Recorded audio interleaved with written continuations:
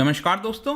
Ukraine invasion की वजह से आपने देखा होगा रशिया के ऊपर ऑलरेडी बहुत सारे जो सैंक्शंस हैं वो लगाए जा चुके हैं, लेकिन यहां पर एक बहुत बड़ा इंपैक्ट आ सकता है क्योंकि आप देख पाओगे वीजा और मास्टर कार्ड इन्होंने भी अपना जो ऑपरेशंस है वो रशिया के अंदर सस्पेंड कर दिया। You can see here Visa and Mastercard suspended their operations in Russia. और इसी के लिए आप जरूरी हो जाता है कि भारत जैसे देश के अंदर जब हम रुपए की बात करते हैं, यूपीआई की बात करते हैं, उसका कितना महत्व होता है, कितना इंपॉर्टेंस होता है, इसी पर्टिकुलर मूव से आप समझ पाओगे। तो चलिए इसके बारे में डिटेल से देखेंगे और समझेंगे कि कितना इंपैक्ट हो सकता है, मतलब कि इसकी वजह से क्या प्रॉब्लम आ रही है। इस समय जो बिजनेस है वीजा और मास्टर कार्ड का रशिया के अंदर वो कितना है, काफी कुछ जानने को है। लेकिन उसके पहले ध्यान रखिएगा, अगर आप स्टडी आईक्यू पर कोई भी कोर्स परचेज करना चाहते हैं, यूपीएससी, जुडिशरी, बैंकिंग कोई भी हो, सिंपली यूज माय कोड अंकित 33। और अब तो स्टॉक मार्केट के ऊपर भी कोर्स आ गया है बेसिक से, आपको 50 वीडियोस के माध्यम से यहां पर सब कुछ बताया जाएगा। इसके अलावा अगर आप एमसीक्यूज अटेम्प्ट करना चाहते हैं तो मेरे इंस्टा पेज पर वहां जा सकते हैं, वहां पर स्टोरीज में जितने भी एमसीक्यूज हैं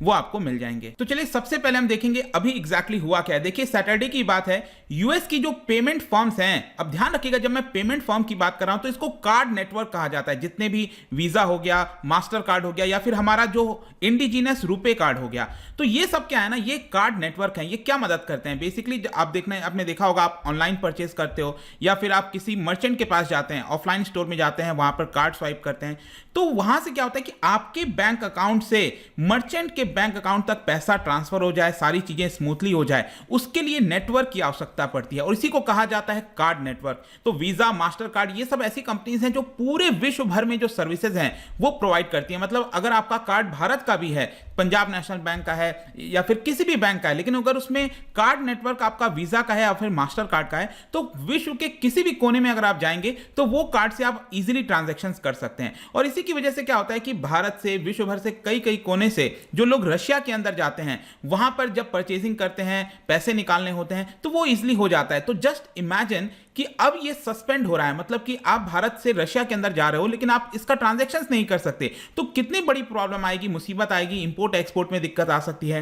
तो इसी को देखते हुए आप यहां पर बोला गया है वीजा और मास्टर कार्ड के द्वारा कि हमारा जितना भी ऑपरेशन है रशिया के अंदर उसको हम खत्म कर रहे हैं और कुछ दिनों के अंदर ही जितना भी कामकाज होता है वीजा और मास्टर कार्ड का वो रशिया में नहीं हो पाएगा। अब इसमें आपको ध्यान रखना है, बोला यह गया है कि कोई भी वीजा और मास्टर कार्ड इशू किया गया रशिया के अंदर, वो रशिया के बाहर नहीं चल पाएगा। मतलब रशिया का कोई व्यक्ति है जिसने रशिया से कोई कार्ड लेकर आया है जो कि वीजा और मास्टर कार्ड है और वो भारत में चलाना चाहता है तो वो नहीं चल पाएगा। उसी प्रकार से भारत में कोई व्यक्ति है जो पंजाब नेशनल बैंक का, स्टेट बैंक ऑफ इंडिया का वीजा और मास्टर कार्ड लेकर रशिया के अंदर जाएगा तो वो वहां पर नहीं चल पाएगा। ये सिंपल इसका अर्थ हुआ। और यहां पर वीजा के जो चीफ एग्जीक्यूटिव ऑफिसर हैं उनके द्वारा बोला गया कि we are compelled to do this, क्योंकि जिस प्रकार से रशिया ने अनप्रोवोक्ड इन्वेजन किया है यूक्रेन के अंदर, इसकी वजह से हमें यह करना पड़ रहा है। इनफैक्ट मंडे की बात है, यूक्रेन के जो सेंट्रल बैंक के चीफ हैं और जो प्रेसिडेंट हैं यूक्रेन के ज़ेलेंस्की, उन्होंने अर्ज किया था वीजा और मास्टर कार्ड को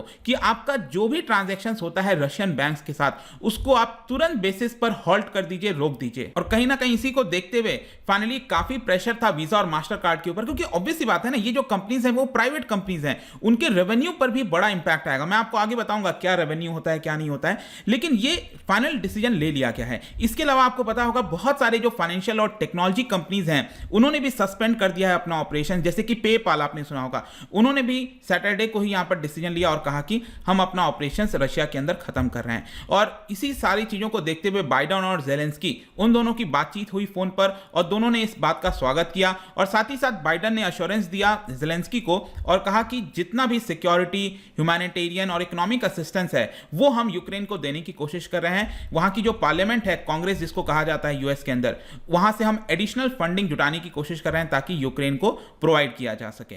लेकिन जाहिर सी बात है ये जो भी कुछ हुआ है इसकी वजह से फर्दर प्रॉब्लम आपको रशियन पीपल के ऊपर देखने को मिलेगी। ऑलरेडी वहां पर इन्फ्लेशन हो गया, उसका डर है, इकोनॉमिक हार्डशिप झेलनी पड़ेगी जो वहां पर कॉमन पर्सन लोग रह रहे हैं रशिया के अंदर, जो इंपोर्ट कराना चाहते हैं गुड्स को वो अब नहीं करा पाएंगे। इसके अलावा आप देख सकते हो कि रशियन सेंट्रल बैंक का, वहां की जो सेंट्रल बैंक है उसका जो एसेट है, जो फॉरेक्स रिजर्व हम कहते हैं ना, भारत के अंदर आरबीआई के पास जो फॉरेक्स रिजर्व है, उसी प्रकार से रशिया के पास $640 बिलियन का जो एसेट था फॉरेक्स रिजर्व, वो अब काफी ट्रबल में आ गया, क्योंकि ज्यादातर उनको भी फ्रीज कर लिया गया है, जो कि रशिया उसका इस्तेमाल नहीं कर पाएगा। इसके अलावा यहां पर इसकी वजह से हुआ क्या कि जो रूबल है, जो करेंसी है रशिया की, वो काफी तेजी से गिर गई। स्विफ्ट वाला सैंक्शन आपने सुना होगा, वो लगा दिया गया था। इन सब की वजह से क्या हुआ कि 1/3 जो वैल्यू है वो रशिया की जो करेंसी है रूबल, वो लूज कर गया। और जहां पर 84 रूबल चल रहा था $1 इक्वल्स टू, ये बढ़कर आप देख सकते हो ये करीब 124 रूबल के आसपास आ चुका है। तो काफी ज्यादा लूज किया है इसने जो अपनी वैल्यू है।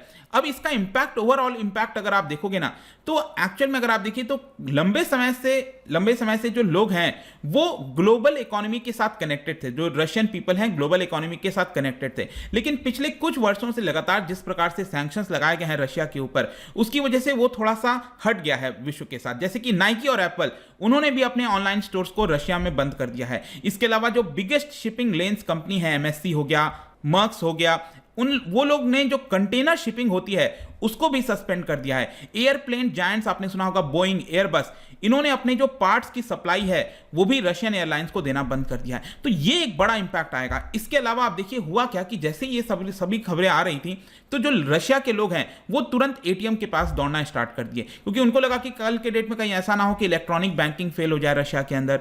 तो इसी की वजह से वो फॉरेन करेंसी को निकालना चाहते थे, रूबल्स को निकालना चाहते थे, लेकिन ज्यादातर बैंक्स और ATMs ने जो यूरो और डॉलर है उसको देना बंद कर दिया है रशिया के अंदर। जी हाँ, क्योंकि वो शॉर्ट सप्लाई में चल रहा है। और इसी को देखते हुए जो रशिया की सेंट्रल बैंक है, उन्होंने अपने इंटरेस्ट रेट को डबल कर दिया है, 20% ले गए। जस्ट इमेजिन कि अगर किसी को बिजनेस करना है और उधार पे पैसा लेना है तो 20%, 24%, 25% इंटरेस्ट रेट देना पड़ेगा। क्या आपको लगता है कि कोई बिजनेस कर पाएगा? तो बहुत मुसीबत आ जाएगी। तो इसीलिए मैं कह रहा हूं कि यहां पर रशिया की जो इकोनॉमी है उसके ऊपर फर्दर इंपैक्ट आने वाला है काफी बड़ा। और इन्हीं सभी चीजों को देखते हुए रशिया ने एक और काम यह कर दिया कि जो फॉरेन करेंसी अब्रॉड ट्रांसफर करते हैं उसके ऊपर भी काफी हद तक बैन लगा दिया है। इसके अलावा अगर आप सोशल मीडिया वगैरह पर देखोगे रशिया के अंदर, तो काफी लोगों के बीच में चर्चा चल रही है कि ये सामान खत्म हो सकता है, इसके प्राइसेस बढ़ सकते हैं। तो लोग शॉप्स में भाग रहे हैं, यहां पर शॉपिंग कर रहे हैं ताकि ज्यादा से ज्यादा सामान अपने पास जुटा सकें, स्पेशली इलेक्ट्रॉनिक और जो अप्लायंसेज होते हैं। क्योंकि रशिया में जब से सैंक्शंस लगना स्टार्ट हुआ है तब से आप देखोगे तो रशिया अपने आप को थोड़ा सा इंडिपेंडेंट करने की कोशिश कर रहा है फूड के मामले में, स्पेशली कि एटलीस्ट फूड के मामले में उसको बहुत बड़ी दिक्कत ना हो। लेकिन अभी भी टेक्नोलॉजी के मामले में, मेडिकेशन के मामले में, इंपोर्ट्स के मामले में, यहां पर बहुत सारी चीजें अभी भी वो डिपेंडेंट है। जहां तक क्वेश्चन आता है कि मास्टर कार्ड और वीजा का बिजनेस कितना है रशिया के अंदर, तो देखिए 2021 का डेटा है, उसमें बताया गया कि मास्टर कार्ड का नेट रेवेन्यू अगर आप देखोगे तो 4% नेट रेवेन्यू वो रशिया के माध्यम से आता था। तो आप इमेजिन करो कि पूरे विश्व भर में फैला हुआ है मास्टर कार्ड का बिजनेस, वीजा का बिजनेस, और उनका अकेले 4% का रेवेन्यू रशिया के माध्यम से आता है, और ये स्टॉप हो जाएगा तो इस कंपनी के ऊपर क्या इंपैक्ट आएगा। इसके अलावा सेम वीजा ने भी यही बोला कि हमारा भी करीब 4% जो नेट रेवेन्यू है वो रशिया के माध्यम से इन और आउट, जो अगर आप देखो पैसा आता जाता है, उससे जो कमाई होती है उनकी, वो वहां से देखने को मिलता है।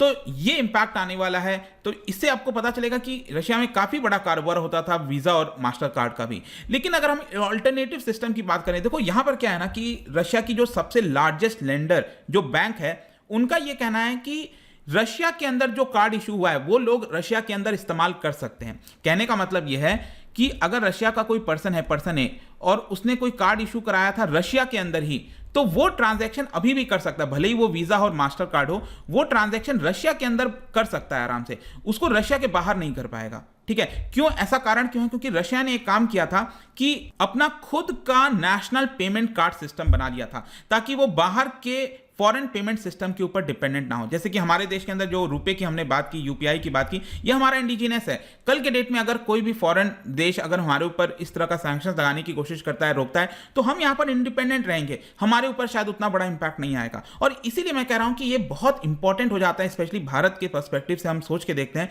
कि हम भी इस चीजों को डेवलप कर रहे हैं धीरे धीरे, ताकि हम भी इस चीज में थोड़ा सा आत्मनिर्भर बन सकें। इनफैक्ट क्या हुआ था कि 2014 के बाद से, जब से क्राइमिया को एनेक्स किया था रशिया ने, उसके बाद सैंक्शंस लगे थे, थोड़े बहुत लगना स्टार्ट हो गए थे रशिया के ऊपर। और उसके बाद से आप देखिए जैसे स्विफ्ट हो गया, स्विफ्ट के ऊपर बैन लगा दिया गया है, तो इसका ऑल्टरनेटिव रशिया ने यहां पर निकाला था जिसको बोला गया SPFS, own banking messaging system. SPFS ये रशिया ने खुद का निकाल लिया, अपना खुद का कार्ड पेमेंट कर दिया MIR, जो कि 2015 से वर्क करना स्टार्ट हुआ है। जाहिर सी बात है ये बहुत बड़े स्तर पर नहीं हो पाया, लेकिन क्योंकि इनका ऑलरेडी बिल्ड था तो इसके माध्यम से ये वो ट्रांजैक्शंस कर सकते हैं। तो ये सिचुएशन है। आई होप कि यहां पर चीजें आपको समझ में आई होगी। जहां तक पुतिन का बात है, तो देखिए पुतिन ने क्लियरली कह दिया है कि जिस प्रकार से सैंक्शंस लगाए गए हैं रिसेंटली रशिया के ऊपर, it is almost like a declaration of war. मतलब कि आप भले ही वॉर डिक्लेयर नहीं कर रहे हो डायरेक्टली, लेकिन एक प्रकार से आपने वॉर का ही कर दिया है, वॉर जैसा ही सिचुएशन ले आए हैं। और यहां पर पुतिन का यह भी कहना है कि अगर कोई भी देश नो फ्लाई जोन लाता है यूक्रेन पर, तो हम समझेंगे कि वो हमारे ऊपर हमला कर रहा है। नो फ्लाई जोन मैंने कल वीडियो भी बनाया था, आपको बताया था कि कोई भी दूसरा देश अगर वो नो फ्लाई जोन, मान लो यूएस कहता है कि यूक्रेन नो फ्लाई जोन है, तो रशिया से कोई भी अगर फाइटर जेट्स वगैरह आएगा तो यूएस क्या कर सकेगा कि रशिया के फाइटर जेट्स को यहां पर खत्म कर सकता है। ठीक है, तो ये क्या होगा, एक प्रकार से काफी बड़ा हमला हो जाएगा। तो अभी के लिए वेस्टर्न कंट्रीज ने क्लियरली कह दिया है कि हम नो फ्लाई जोन डिक्लेयर नहीं करेंगे। नेटो ने भी कह दिया है कि हम नो फ्लाई जोन नहीं करेंगे, अदरवाइज करेंगे तो क्या होगा, डायरेक्टली मतलब वर्ल्ड वॉर 3 हो गया एक प्रकार से। तो यूक्रेन कह रहा है कि नहीं, आप डिक्लेयर करो। तो लेट्स सी चीजें किस तरह से टर्न आउट होंगी, बट आई होप कि ये जो वीडियो था वीजा मास्टर कार्ड वाला आपको अच्छे से समझ में आया होगा। जाने से पहले एक इंटरेस्टिंग क्वेश्चन, क्योंकि हम कार्ड पेमेंट सिस्टम की बात कर रहे हैं, तो एक डेबिट कार्ड है जिसका नाम है यूनियन पे डेबिट कार्ड। क्या बता सकते हो ये किस देश से कंसर्न करता है, किस देश से रिलेटेड है? 4 ऑप्शन है। इसका राइट आंसर आपको पता ही है, मेरे इंस्टाग्राम पर तो मिलेगा ही। वहां पर अगर आप नहीं हो कोई बात नहीं, टेलीग्राम से भी ले सकते हैं इसका सही उत्तर। मैं कई सारे जो एमसीक्यूज हैं वो यहाँ पर स्टोरीज में डालता रहता हूँ। बाकी आपको अगर आपको पीडीएफ चाहिए तो टेलीग्राम पर आइए, अलग अलग सोशल मीडिया पर भी आप जुड़ पाएंगे। साथ ही साथ यूपीएससी या फिर किसी एग्जाम की तैयारी कर रहे हैं, सिंपली यूज माई कोड अंकित 33, क्योंकि यहाँ पर आपको मैक्सिमम डिस्काउंट मिलेगा। आई होप कि वीडियो आपको पसंद आया होगा। मिलता हूँ आपसे next time, till then thank you very much, see you soon.